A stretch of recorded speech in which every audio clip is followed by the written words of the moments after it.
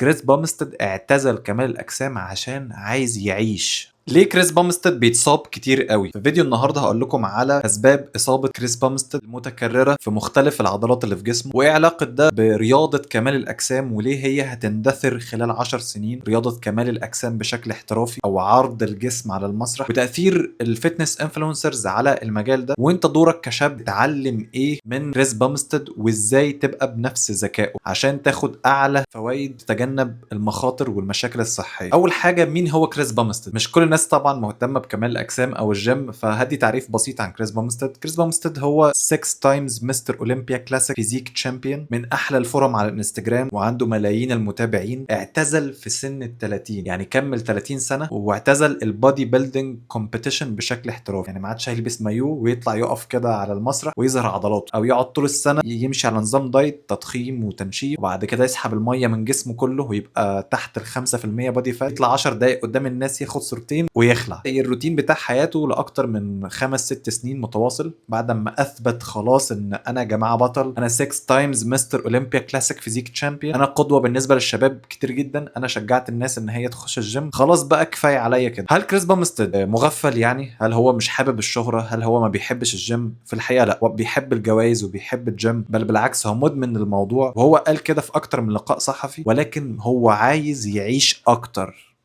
انت مركز معايا؟ كريس بامستد اعتزل كمال الاجسام عشان عايز يعيش. كريس اتجوز وخلف، وقال في اكتر من فيديو من فيديوهاته على اليوتيوب ان هو ما عادش قادر فيزيكلي ان هو يلعب كمال اجسام تاني. رياضه كمال الاجسام شيء والجيم حاجه تانية. انا وانت بنروح الجيم، لكن رياضة كمال الأجسام رياضة سامة جدا جدا، معتمدة على البودي ديسمورفيا، أو إن أنت تبقى دايما شايف إنك أقل ومحتاج تبذل أكتر، عدة أكتر، مجهود أكتر، كافيين أكتر، مكملات أكتر، بروتين أكتر. دايما للأسف كمال الأجسام معتمدة على الأكتر، ولكن أنت جسمك له ليميتس معينة، وده اللي هنشوفه في الفيديو بتاع النهارده. هقول لكم بناء على الاصابات اللي هو اتصابها على قناته الشخصيه. I'm not making this shit up، يعني انا مش بمثل ولا انا جايب كلام من عندي. سبب ان عنده مشاكل مزمنه في الكلى. At this point, they figured it was something to do with my kidneys, and I was obviously holding a lot of water, so they put me on IV Lasix, which is a very strong loop diuretic and flushes out potassium, sodium, just flushes water out of your body. So I started taking that through an IV, and they plan to do a kidney biopsy. So go in and cut out a piece of my kidney essentially, and then run tests on what's going on with that. الكدني فانكشن بتاعته ما عادتش زي الاول، عنده اصابات متكرره في الظهر وفي الكتف، حتى هو في فيديوهات كتير وهو بيتمرن my shoulders fucked up، يعني انا كتفي بايظ، بس انا بصور فيديو يوتيوب، لازم تمرينه تبقى مظبوطه ولازم اشيل وزن التقيل. تالت حاجه هو الاجهاد العصبي والجسدي في المنافسات على مستوى المحترفين او الاي اف بي بي برو ليج، بيخلي جسمك يتحرق حرفيا، اعصابك متدمره، انت حياتك عباره عن حساب سعرات، مكملات، روح الجيم ساعتين 3 كل يوم تقعد تكسر فيه، تلعب كارديو الصبح على معده فاضيه وكارديو تاني بالليل، ويوم الراحه الوحيد بتاعك في الاسبوع انت قاعد بتجهز وجبات اليوم اللي بعده. حياه مزريه الصراحه يا جماعه. غير كده في واحده من السبيتشز اللي هو طلع يتكلم فيها لما كان بيدي كلمه بعد ما كسب مستر اولمبيا، بيقول ان هو اليوم اللي قبل ما يكسب فيه البطوله كان قاعد بيعيط في الحمام والجيرل فريند بتاعته كانت بتطبطب عليه. Soak this in. These moments come once a year, and I started crying. And I was like, "You're so right. Like these moments are so rare and they're so beautiful." So فانت متخيل يعني بيوصلك لمرحله ايه من كتر الملل والزهق والضغط النفسي. فانا شايف اصلا يعني كرأيي الشخصي ان رياضه كمال الاجسام في انحدار بقالها اكتر من 10 سنين. المنافسات المحترفه في رياضه كمال الاجسام هتندثر، ما عادش حد مهتم ان هو يحقن نفسه هرمونات ويدمر الخصيتين وشعره يقع، ولا قدر الله مثلا انزيمات تبوظ او يحصل مشكله مثلا في الفرتيليتي او الخصوبه فما تقدرش تخلف. مشاكل لا حصر لها. لو انت شاب مثلا يعني في دوله من دول العالم الثالث، او انت في جزء في دولة مش متقدمة مثلا، مش في امريكا او اوروبا او غيره، انت ما عندكش الرعاية الصحية اللي تقدر تحافظ لك على جسمك او تعمل اعادة هيكلة او تصليح للحاجات اللي هتبوظ في جسمك. انت لو كليتك باظت ممكن ما تلاقيش متبرع او تلاقي كلية تانية عشان تتزرع مكانها، ممكن ما تلاقيش سرير في المستشفى اصلا عشان تروح تتعالج فيه. يعني احنا صراحة مع بعض، مفيش حاجة اغلى من الصحة. كريس مركز بقاله فترة على حاجة اسمها الجاكليت، يعني مزيج ما بين الجاكد او الشخص الضخم الجامد فاهمين قصدي، وليت اختصار لاثليت. اثليت برضو بيجري، بينط، بيدنك، بيلعب باسكت، سايكلينج، سباحه. new goal to work towards, and that's why the Jackley thing kind of came out of wanting to be jacked and athletic, because I still love training. Fitness is so important to my life. The rim being angled to throw me off, so if it doesn't make it, it's the rim.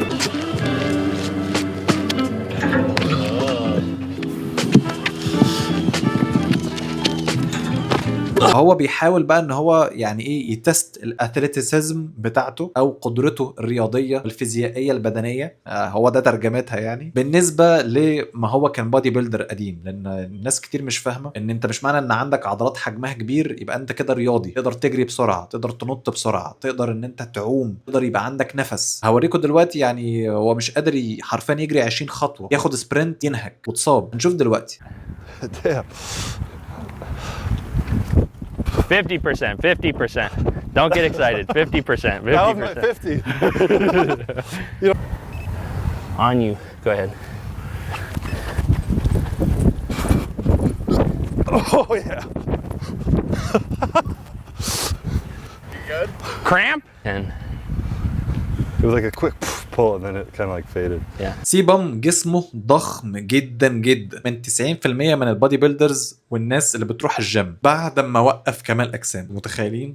بعد ما وقف هو ستيل ضخم جدا، وعشان كده انا اتوقع ان هو بياخد كميات عاليه برضو من التستوستيرون ومن الاستيرويدز عشان يحافظ على البنيه العضليه بتاعته دي. يعني ما اعتقدش ان هو ماشي على تي ار تي او تستوستيرون ريبليسمنت ثيرابي. هو بيقول ان هو ما عادش لاقي اي بيربز للحياه، يعني خلاص هو عمل شركه مكملات رو نيوتريشن، مضى مع جيم شارك، عنده 6 تايمز مستر اولمبيا ميداليات، مشهور جدا على السوشيال ميديا، عنده ملايين المتابعين، عنده رعاة كتير، عنده جيم في البيزمنت بتاعه. شايف هدف للحياه، يعني هو بيدور على بيربز جديد، هو بيدور على غرض جديد. انا عايز استمتع بحياتي. هو بيقول انا حياتي كلها كانت عباره ان انا بروح بزق الحديد في اتجاه معين، في رينج اوف موشن معين، لكن هو نفسه يجري، نفسه يتحرك، نفسه يتنفس. انا متفاهم جدا اللي هو بيقوله ده، ان انت عند مرحله معينه انت مثلا او لو لسه داخل الجيم وبتدور ان انت تعمل فورمه، خلاص انت عملت الفورمه، طلعت السكس باكس، دراعك بقى كبير، جسمك بقى حلو، بتدور على ايه تاني؟ هل لسه عندك حاجات تانية عايز تعملها؟ ما هو انت يا اما جو بقى برو وتبقى كومبيتيتور وتخش في السكه اللي خيرها هيدمر صحتك وهرموناتك، ولا تفضل تمنتين بس الفورمه بتاعتك وتدور على حاجه جديده. انا خلاص ظبطت فورمتي، انا عايز بقى اعمل فلوس، انا عايز اسافر، عايز اتجوز، عايز ابني اسره. هو وصل للمرحله دي بدري، يعني هو بقى عنده 30 سنه وما عادش عارف ايه البيربز بتاع حياته، اعمل ايه؟ ما عادش قادر يستحمل نفسه وهو متصاب، كل شويه قطع في وتر، ليجمنتس تبوظ، no, Felt like something was like something's mad. It's like, don't do that. ربطة تتشال من مكانها، يعمل مساج، يعمل اعاده تاهيل. هو زهق، ما عادش قادر ان هو يتمرن او يفانكشن، عضلاته تايت او مربوطه كده، متعقده، تعود على رينج اوف موشن معين للحركه، حجمها كبر على كده. يعني هتشوفوا دلوقتي ان هو سبب اصاباته المتكرره هو حجمه، ان انت لما بتاخد كميات عاليه قوي من الاستيرويدز عضلاتك حجمها بيزيد، ولكن الاربطه بتاعتك حجمها مش بيزيد وقوتها مش بتزيد. عندك المفاصل او الجوينتس ما تقدرش تضخم المفصل بتاعك، كذلك كفاءه القلب وضخ الدم. القلب حجمه معين، يعني بيتقال ان هو قد قبضه الايد، لما بيتضخم ده معناه ان هو ما عادش قادر يقوم بالوظائف بتاعته. مش معناه ان القلب بيتضخم ان حجمه بيزيد، لا، هو معناه ان هو ما عادش قادر يفانكشن. الجزء اللي بيضخ دم بقى تضخم، فكميه الدم اللي بتتضخ من القلب او البطين الايسر بقت اقل، لكن انت جسمك من جوه بيعيط حرفيا، يعني لو بينفع يتكلم هيعيط. دي فكره سيئه قوي. للاسف احنا كشباب بيهمنا المنظر، وعايزين دراعات كبيره، وعايزين ابس، وعايزين نقف على البحر شكلنا حلو، البنات كلها معجبه بينا، ده اللي احنا بندور عليه كشباب يعني، او ان اخد صورتين جامدين انزلهم على الانستجرام اجيب لايكس كتيره. ولكن على المدى الطويل يعني حياتك هتبقى عامله ازاي؟ يعني كريس عنده 30 سنه وعنده كم اصابات يعني لا حصر له. تخيل لما يبقى عنده 40 سنه، لما يبقى عنده 50 سنه، يبقى جسمه عامل ازاي؟ يعني بس بحاول ان انا افتح عيون الناس عليه،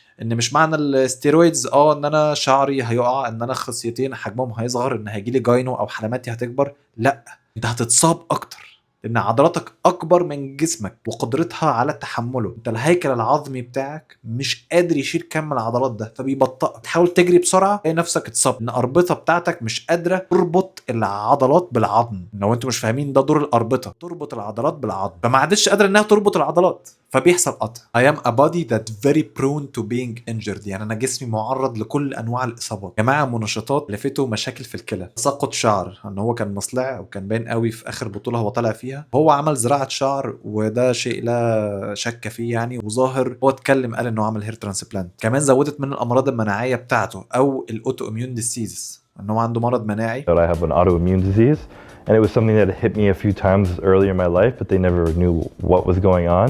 It's definitely a hell experience to go through, but when I look back at it now, it certainly like prepares me for a lot in the future. مش عارف صراحة نوع ايه بالظبط، ولكن هو عنده مرض مناعي، وقال ان هو عايز يعيش اكتر عشان زوجته وبنته، ونفسه ان هو يشارك عيلته الاكتيفيتيز في المستقبل. ان هو مراته وبنته مش هيشيلوا حديد معاه في الجيم، ولكن هو عايز يجري معاهم، هو عايز يدوميننت، يبقى مهيمن عليهم في اي رياضه زي الباسكت مثلا. ما في امريكا بيحبوا الباسكت جدا، امريكا وفي كندا، هو كندي بالمناسبه، بيحبوا جدا الباسكت، فهو عايز يدنك، عايز جامب عالي، عايز يجري بسرعه، عايز يشارك بنته ومراته الاكتيفيتيز اللي اي اسره ينفع تشارك فيها، ولكن طبعا جسمه لا يسمح بكده. he is too good to be athletic. هو جسمه اتزنق في حته انت بادي بيلدر وبس، الا في حاله واحده، ان هو يخس.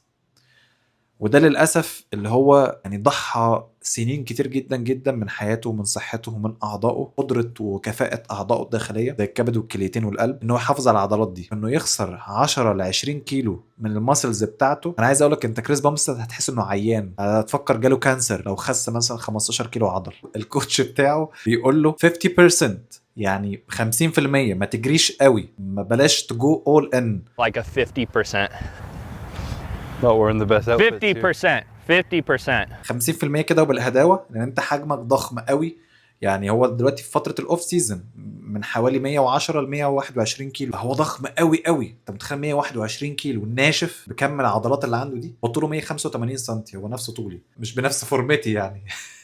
خدوا بالكم انا الفورمه برضو جامد يعني، مش اي كلام. دكتور صيدلي انا مدرب وكده، بس انا برضو مهتم بشكلي يعني وبجسمي. بس طبعا مش زي كريس، وما خدتش الهرمونات بتاعت كريس، يعني مش عايز ابقى بنفس حجمه. يعني نرجع للموضوع الاساسي. كريس بامستد راجل كومبيتيتيف جدا، ده بيشارك في بطولات عالم، بقاله 6 سنين في الجيم، متعود على فكره البوشنج هاردر، انك تزق نفسك اكتر. واي حد بيروح الجيم فاهم الفكره دي، ان احنا لازم نضغط على نفسنا. طبعا هو ضغط على نفسه وجي على نفسه. جري مثلا او العدو يعني معتمد على القوه الانفجاريه، الاكسلريشن معتمد على الانديورنس او قوه التحمل، فدي مش عايزه عضلات، دي عايزه خفه، مايند ماسل كونكشن او تواصل عضلي عصبي. شوفوا كده ايه اللي حصل لما جرى بس خطوتين في حاجه كانت مشبوكه في بعض كده، اربطه، للاسف التكلفه بتاعت الاسترويدز يا جماعه، تكلفه ان يبقى جسمك فيه عضلات اكتر من الحد الطبيعي. في فرق بين انك تبقى بطل وتبقى انسان عايش حياه سعيده. البطل بيضحي بحاجات كتيره جدا، هو بالفعل دفع ثمنها، حاول يرجع انسان طبيعي، للاسف مش قادر. هو طريقه التمرين بتاعته اتغيرت، وانا كنت عملت شورت او فيديو قبل كده صغير يعني عن الموضوع ده،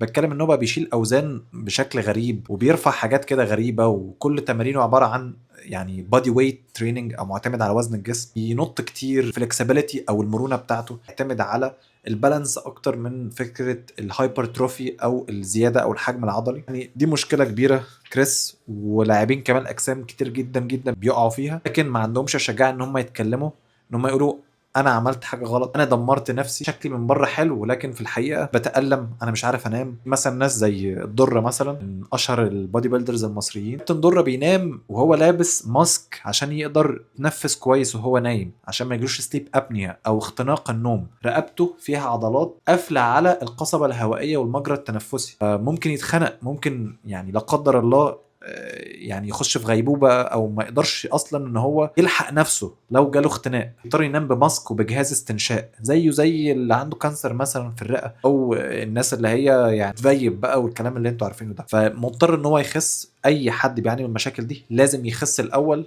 بعد كده يبدا يشفت لفكره الهايبريد تريننج، او ان انا ابقى لاعب سباحه وبلعب جيم، او ان انا ابقى بجري مثلا بلعب عدو سكواش او بادل او تنس، اي رياضه معاها الجيم كده ايه عشان اكيب ذا بلاد فلوينج. رياضه كمال الاجسام ده مش صحيه. يا ما ناس كتيره قوي قوي ماتت، شباب وناس كبار وناس وصلوا لاعلى ليفل، المستر اولمبيا، اضخم واحسن واشيك جسم في العالم. رياضه كمال الاجسام المحترفه ما عادتش صحيه، وبقت الناس بتموت. طبعا الاتحاد حاول اكتر من مره ان هو يخفي القصص دي، او ان هو يقول دي مشكله اللاعب او دي مشكله الهرمونات اللي هو اخدها، لكن خلينا نكون واقعيين، الرياضه دي هي اللي بتجبرك انك تيجي على نفسك، تيجي على اعضائك، تيجي على هرموناتك، تيجي على كل حاجه، حتى علاقتك باهلك واسرتك واولادك، مقابل بس انك تكسب ميداليه تعلقها على الحيطه. وعادي مثلا اي سباح او اي حد بيلعب اي رياضه تانية عنده رف ميداليات كده